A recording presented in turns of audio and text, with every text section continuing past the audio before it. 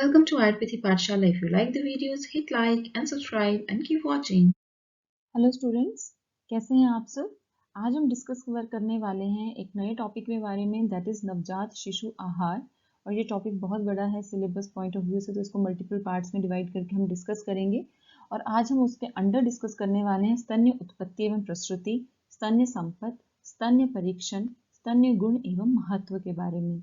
और उस आगे बढ़ने से पहले मैं आपको बता दूं कि ये जो लेक्चर्स हैं ये अंडर ग्रेजुएट और पोस्ट ग्रेजुएट स्टूडेंट्स दोनों के लिए महत्वपूर्ण हैं।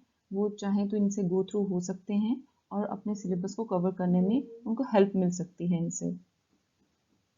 सो फर्स्ट ऑफ ऑल हम डिस्कस करते हैं स्तन्य उत्पत्ति। आयुर्वेद के अकॉर्डिंग स्तन्य उत्पत्ति कैसे होती है। अब जैसा कि हमारा सबसे इम्पोर्टेंट जो ग्रंथ है बाल रोग का वो है काश्यप संहिता, राइट। हम चरक सुश्रुत फॉलो करते हैं और काश्यप संहिता भी।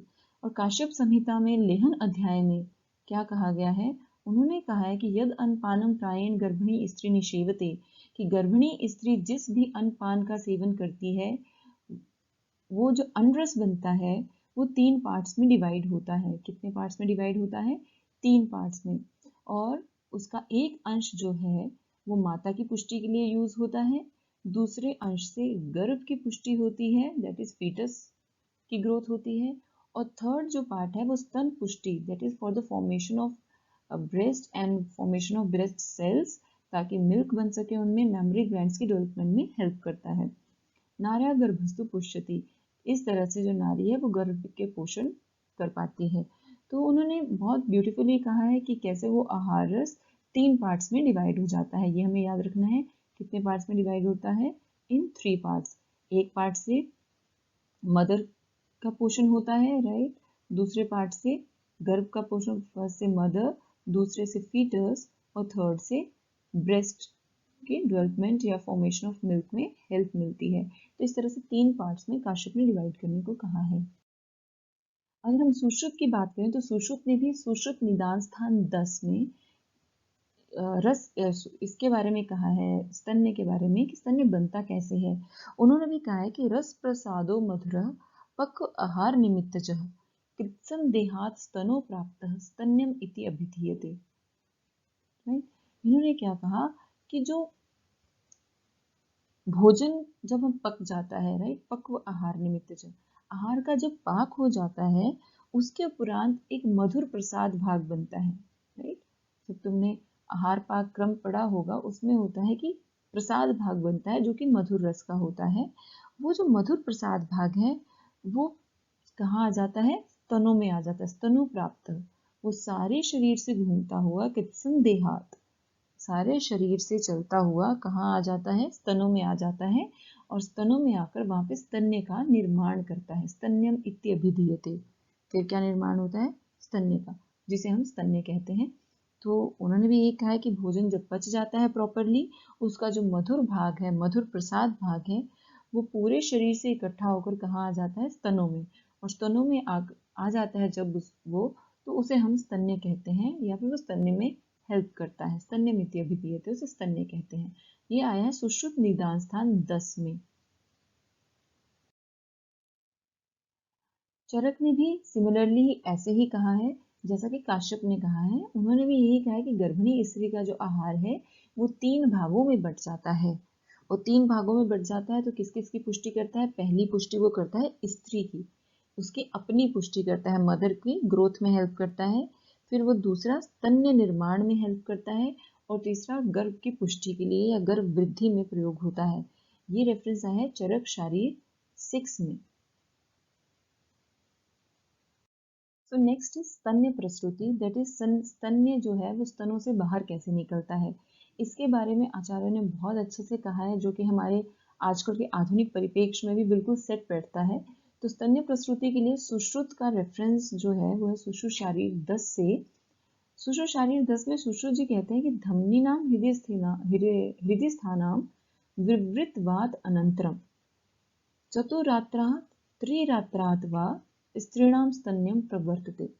यानी जो हृदय में स्थित धमनियां हैं, ऐसा कहा है उन्होंने, हृदय में जो रहती हैं धमनियां, उनके मुख जो है वो खुल जाते हैं। विवृतवात अनंतरम, वो जैसे ही अनंतरम मीन्स जैसे ही डिलीवरी हो जाती है उसके बाद उनके जो माउथ है वो ओपन हो जाते हैं, वो ओपन हो जाते हैं धमनियाँ।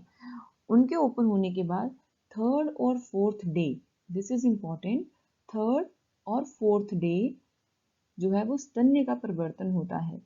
तो आचार्य सुश्रुत क्या कहते हैं कि तीसरे या चौथे दिन जो मिल्क है वो प्रॉपरली निकलता है मदर को, उससे पहले नहीं निकलता या कम निकलता है, ये कहते हैं वो। सेम जो कोटेशन है दैट इज कोटेड बाय आचार्य बागभट्ट। आचार्य बागभट्ट ने भी ऑलमोस्ट सेम कहा है कि थर्ड फोर्थ डे जो है वो स्तन्य की प्रवृत्ति होती है। लेकिन सबसे इंपॉर्टेंट चीज जो है, जो डिफरेंस है दोनों के रेफरेंस में, दैट इज दिस वर्ड धमनी नाम। बागभट्ट ने यहाँ पर सिरा वर्ड यूज किया है। अब आपको पता है कि सिरा और धमनियाँ दोनों डिफरेंट चीजें हैं, राइट? तो उन्होंने यहाँ पे सिरा शब्द का यूज किया है कि हृदय में स्थित जो सिराएं हैं वो डिलीवरी के बाद ओपन हो जाती हैं और 3 से 4 रात्रि में स्तन्य का परिवर्तन होता है। तो बागभट्ट ने यहाँ पे सिरा शब्द कहा है और सुश्रुत ने यहाँ पर धमनी शब्द कहा है। अगर हम सुश्रुत निदान स्थान का भी रेफरेंस देखें तो उसमें भी उन्होंने ऐसे ही कहा है कि जिस प्रकार मनुष्यों में या एक मेल में जो शुक्र है, जो वीर्य है, वो पूरे शरीर में रहता है लेकिन दिखाई नहीं देता, वैसे ही और जब कुछ रमणीय स्त्री का दर्शन होता है या मन हर्षित होता है, उल्लासित होता है, उस वक्त शुक्र का दर्शन होता है। उसी प्रकार जो मिल्क है, मदर मिल्क है, वो वैसे पूरे शरीर में रहता है, सर्वदेह व्यापी रहता है, लेकिन जब बच्चे का मां स्पर्श करती है उसमें वो वात्सल्य आता है, वो मदरली फीलिंग आती है, वात्सल्य आता है, उसके बाद ही जो दूध है वो प्रकट होता है और नजर आता है और प्रसृत होता है, निकलता है। तो इसके लिए उन्होंने कहा है कि स्नेहो निरंतर तत्र प्रसवेद हेतु रुच्यते, कि प्रस्रवण के लिए, दूध के निकलने के लिए, प्रस्रावित होने के लिए स्नेह बहुत इंपॉर्टेंट है। स्नेह दैट मदर के मन में बच्चे के लिए फीलिंग होना बहुत जरूरी है, मदरली फीलिंग। तो स्नेह बहुत इंपॉर्टेंट है ताकि जो दुग्ध है वो प्रॉपरली निकलता रहे।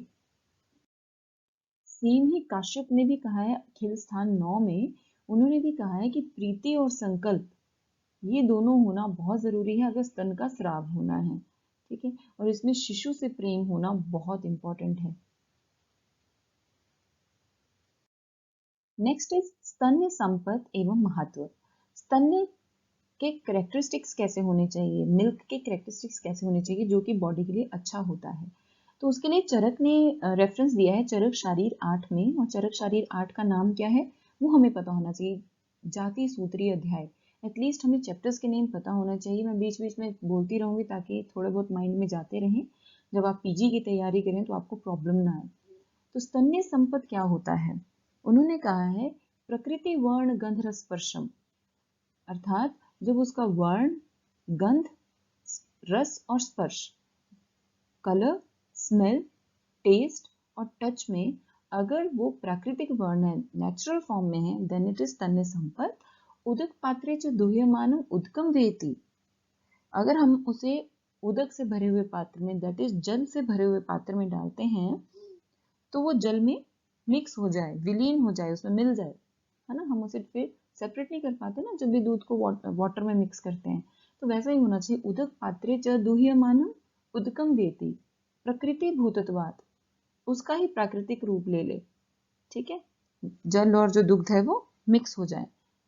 तत्पुष्टिकरम आरोग्यकरम च इति, ऐसा दुग्ध जो है वो पुष्टिकर होता है और आरोग्यकर होता है। ये उसका महत्व भी उन्होंने साथ में बता दिया। अगर हम सुश्रुत की बात करें तो सुश्रुत ने भी बहुत अच्छे से बताया है। उन्होंने भी यही कहा है कि ऐसा जो दुग्ध है कैसा होना चाहिए, यत क्षीरम उदके क्षिप्तम एकी भक्ति पांडुरम, अगर उसको हम उदक पात्र में डालें तो वो पांडु वर्ण का, दैट इज व्हाइट ही हो जाए। तो उदक भी जो है वो कैसा हो जाता है, सफेद हो जाता है, जल में डालने पर उस पर मिल जाता है और कैसा वर्ण हो जाता है, पांडु वर्ण हो जाता है। मधुरम च अविवर्णम च, पीने में जो मधुर हो, अविवर्ण हो, है ना? कलर उसका पांडु वर्ण का ही हो, व्हाइट ही हो। च प्रसन्नम, और प्रसन्नतादायक हो, ऐसा जो मिल्क होता है वो गुड मिल्क होता है, संपत मिल्क होता है, स्तन्य संपत होता है। अब यहाँ आपने याद रखना है कि यहाँ पर जो सुश्रुत हैं उन्होंने मधुर रस बोला है नारी स्तन्य को, कैसा होता है, मधुर रस। लेकिन कई जगह पर जहाँ पर सिर्फ क्षीर का वर्णन आया है वहां पे इन्होंने कहा है कि जो इसका प्रधान रस होता है दैट इज मधुर, रस इज मधुर, और जो अनुरस होता है दैट इज क्षाय।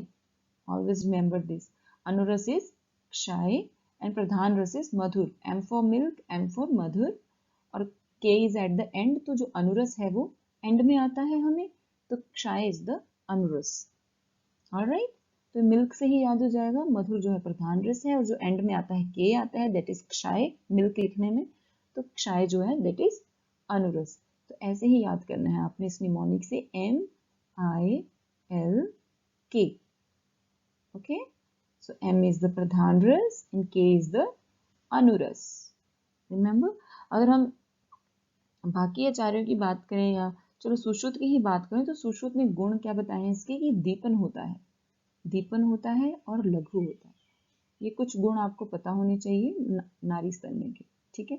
दीपन और लघु होता है, जीवनीय है, वेरी इंपॉर्टेंट। क्षीरम जीवनीय नाम कर कर आया है चरक सूत्र में, वो पर्टिकुलरली सभी क्षीर के लिए आया है।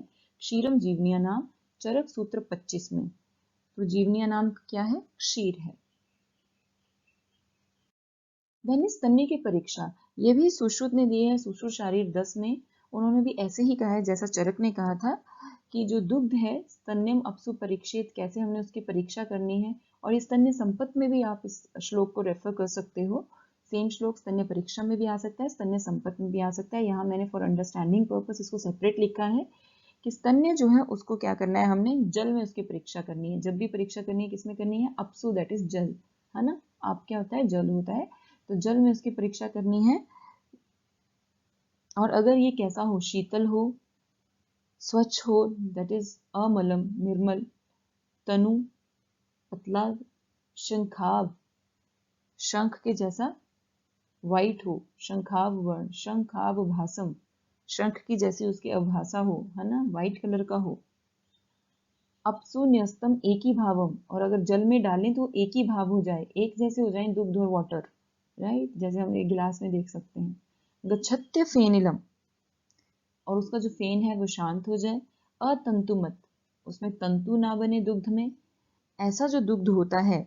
और जो अनुपल्लवेति अवसीदति, जो ना ही जल पे तैरता है और ना ही जल में डूबता है, ऐसा दुग्ध जो है वो कैसा होता है, शुद्ध होता है। वो प्रॉपरली मिक्स होता है, ना वो ऊपर लेयर बनाता है ना ही वो नीचे सेटल होता है पानी में, वो पूरा मिक्स हो जाता है। ऐसा दूध क्या होता है, शुद्ध दुग्ध होता है, और जो शरीर का उपचय और बल वृद्धि के लिए बहुत लाभदायक है। ऐसा सुश्रुत ने कहा है शारीर स्थान 10 में। देन स्तन्य के गुण क्या होते हैं और उसका महत्व क्या है। देखिए, स्तन्य का महत्व तो इतना ज़्यादा है बच्चे की लाइफ में कि अब तो गवर्नमेंट ने 1 to 7 अगस्त, ये जो पूरा वीक है, फर्स्ट वीक ऑफ अगस्त है, इसको वर्ल्ड ब्रेस्ट फीडिंग वीक बनाया है। इसमें हम मदर्स को एजुकेट करते हैं about the proper benefits of breast feeding, right, उसके क्या क्या बेनिफिट्स रहते हैं, इमीडिएट बेनिफिट्स क्या हैं, लेटर ऑन क्या बेनिफिट्स रहते हैं, इन सब के बारे में समझाया जाता है। प्रॉपर फीडिंग टेक्निक्स बताई जाती हैं मदर को। तो अब तो गवर्नमेंट ने 1 से 7 अगस्त तक जो फर्स्ट वीक है अगस्त का, उसको world breast feeding week declare किया है। और स्तन्य के गुण क्या हैं जो हमारे आचार्यों ने बताए हैं। काश्यप का श्लोक is very important, if you can learn this श्लोक then it will be very good for all of you, for the PG students specially. उन्होंने कहा है, अव्याहत बल अंग आयु रोगो वर्धते सुखम, शिशु धात्रे अन्नापत्ति शुद्ध क्षीरस्य लक्षण। शुद्ध क्षीर का लक्षण है, ये गुण है उसका, कि कैसा होता है शुद्ध क्षीर। अव्याहत बल अंग आयु रोगो वर्धते सुखम, जो दुग्ध बच्चे के बल, अंग और आयु को नष्ट ना करे, बच्चे को निरोगी रखे, और उसका जो वर्धन है वो कैसा हो, सुखपूर्वक वर्धन हो, सुखपूर्वक ग्रोथ हो जिसकी, वो क्या होता है, शुद्ध क्षीर होता है। शिशुर धात्रेयो अन्नात्पत्ति, बच्चे और माता दोनों को किसी भी प्रकार का रोग ना हो या कष्ट ना हो, ऐसा जो दुग्ध होता है वो क्षीर, शुद्ध क्षीर होता है। और ऐसा ही काश्यप ने खिल स्थान में, काश्यप खिल विमान स्थान में आया है एक रेफरेंस, क्षीरम सातम्यम ही बालानाम क्षीरम जीवनम उच्यते, क्षीरम पुष्टिकरम वृद्धिकरम बल विवर्धनम। ये क्षीर के गुण हैं, उसके महत्व हैं। जो क्षीर है वो सातम्य होता है बच्चों को, और वही जीवन है। बालकों के लिए सातवें में क्या है? क्षीर।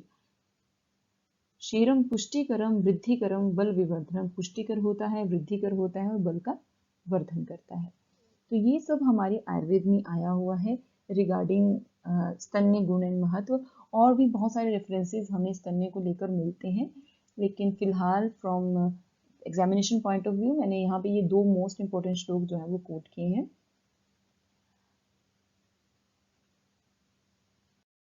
आई होप ये वीडियोस आपको पसंद आ रही होंगी और कहीं ना कहीं आपको बहुत ज़्यादा बेनिफिशियल होंगी।